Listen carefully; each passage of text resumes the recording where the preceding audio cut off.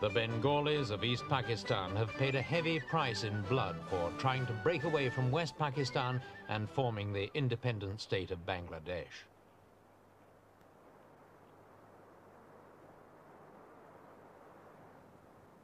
The battle for this crossroads at Jessore, a town on the road linking Dhaka, the capital, with the Indian border, illustrates the ruthlessness the West Pakistani army has shown ever since President Yahya Khan ordered it into Bangladesh at the end of March.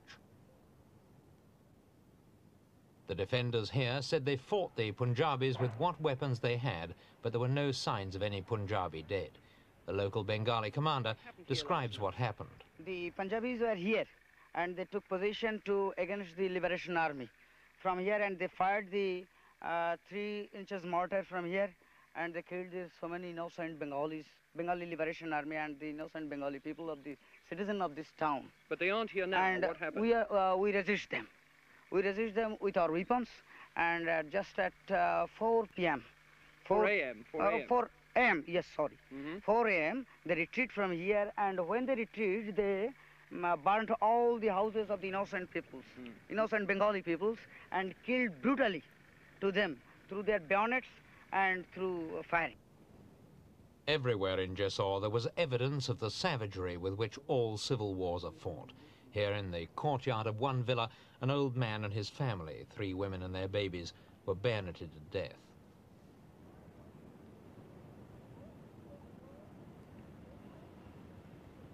Pakistan went careering down the road to civil war in the last week of March, when the Bengali leader Sheikh Mujib and his Awami League party failed to get the terms they wanted from President Yahya Khan.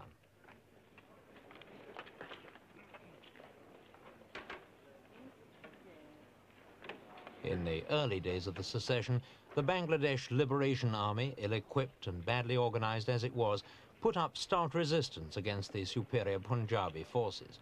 But the Bengalis' success was more apparent than real.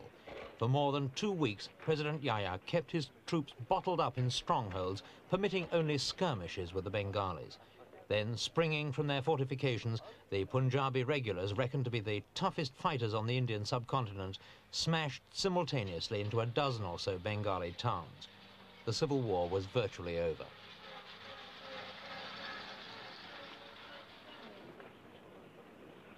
This was Dhaka, the capital of East Pakistan, a few days after the army had moved in to crush the Bangladesh secession.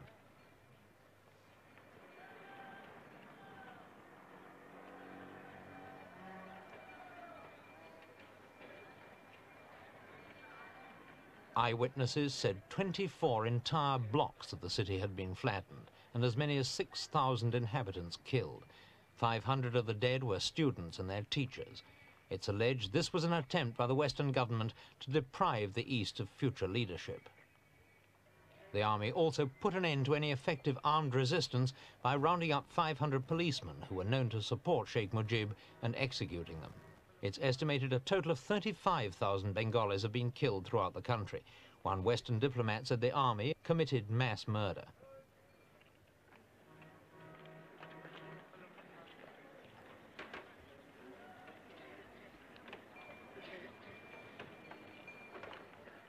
Less than 6 months after the cyclone disaster, East Bengal is again awash with refugees. The civil war has driven them from their homes in the cities, and 250,000 of them have already fled into neighbouring India. Thousands of fleeing refugees has been a recurring scene in East Bengal ever since it became part of Pakistan in 1947 on the breakup of the British Raj.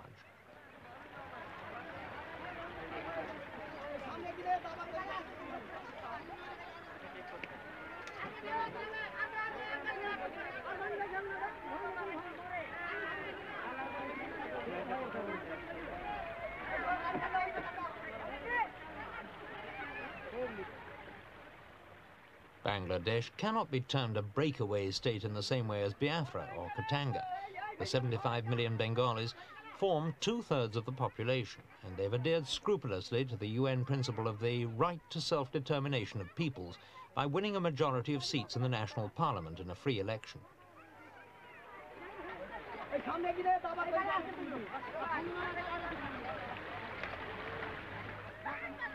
They want to break away because, they say, the West has exploited them economically for more than 2 decades, and there's no sign of an improvement.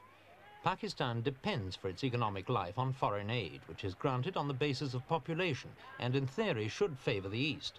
In practice, East Bengal has only been getting 20%. The Bengalis claim they've subsidised West Pakistan to the tune of £3,000 million since independence. The question of economic aid inevitably involves the major powers. East Bengal doesn't fit tidily into the Cold War spectrum. President Yahya Khan's government has Western connections through membership of the defence alliances, CENTO and SEATO, and more significantly has close ties with communist China. East Bengal, on the other hand, has only one friend, India, and India has close ties with the Soviet Union. But even though it's shown sympathy towards Bangladesh and opened up its borders to the floods of refugees, India has not so far extended official recognition to the breakaway state. Nevertheless, India feels herself involved in the events on her borders, and she's been outspoken in her attacks on President Yahya's army. The allegations were spelt out by Foreign Affairs spokesman S.K. Singh. West Pakistan government apparatus is obviously busying itself in diverting the attention of their own people, as well as that of the peoples of the world, from the savage and medieval butchery they are indulging in East Bengal. Their attempt is to interpret the present struggle of the people of East Bengal for self-respect, economic development and peace as another point of dispute merely between India and Pakistan. This West Pakistani attempt does not and cannot camouflage their brutality and the enormity of their crimes against humanity in general and the people of East Bengal in particular. Independent observers from all over the world have seen too much of these crimes for anyone to be able to hide them. Can West Pakistani publicists persuade the world that there is no struggle by the 75 million people of East Bengal against the stranglehold of the West Pakistani military machine? Can the evidence of the pre-planned carnage and systematic genocide in East Bengal by the West Pakistani military machine be hidden behind anti-Indian allegations and propaganda? Not surprisingly, the West Pakistanis reject these accusations as exaggerated, but their own claims that the country has returned to normal are equally far-fetched. European refugees arriving in Calcutta carried tales frightening enough to suggest President Yahya's future leadership of the eastern province could only be as a colonial dictator. One critic was Danish student Jan Martinussen. Well, what I actually experienced, I would rather tell. The first night, that was the night of the 26th. It was said that they started to kill and arrest people in the cantonment. People, I mean Bengali officers. One Bengali officer escaped. The rest was murdered or arrested. He escaped to East Pakistan Rifles and told them about what has happened. So they in turn killed 7 West Pakistani officers and followed the last one around in the city.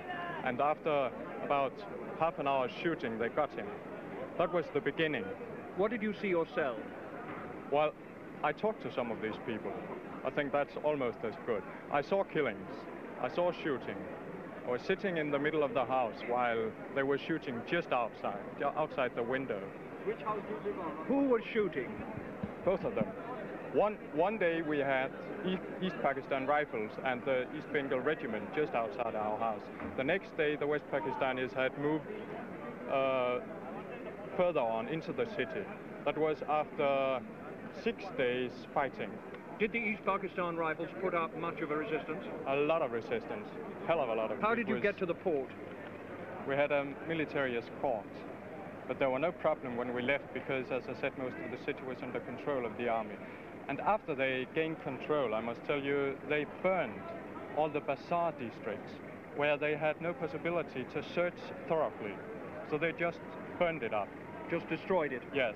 And I can tell you that they bombed the Chittagong radio. Chittagong radio, or Bangladesh radio, worked for the first 4 days. After that, they had rocket attacked it with 2 aeroplanes coming down from Dhaka, probably. Is there any chance, in your view, that the Bangladesh forces can retake Chittagong?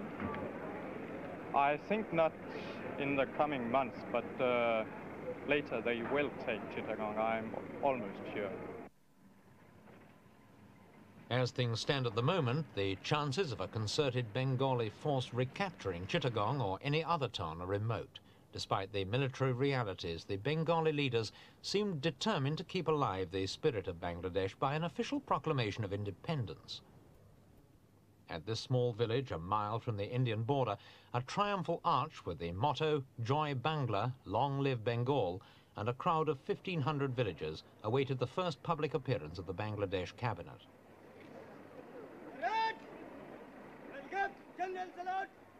With some ceremony, the acting president, Syed Islam, took the salute, then inspected the guard of honor. With the West Pakistani troops just 20 miles away, it was a gesture of defiance.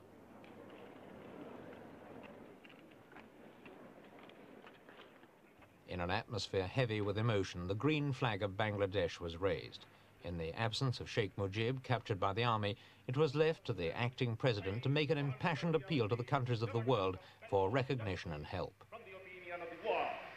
So I request my foreign journalists to convey to the respective nation that if liberty has got any sanctity to them, if democracy has got any value to them, as if human dignity has got any sense with them, then I label to the civilized governments of the world, the big and the small power, the Afro-Asian countries and to the European countries, to realize it, to recognize it, to come to our help and to do something positive to elevate the misery of the unfortunate people of Bangladesh.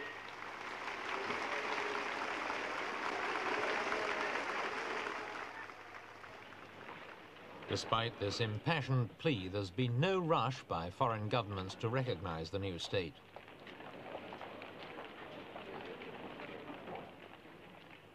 Even before the fighting began, it was clear that President Yaya's only hope of a speedy end to the secession would be by a sudden, ruthless onslaught. This, by all accounts, he's done, but the longer-term problems still remain. East Pakistan provides ideal conditions for prolonged guerrilla warfare, and it could well be that the Punjabis will find themselves tied down in a Vietnam-type confrontation which might drag on for years.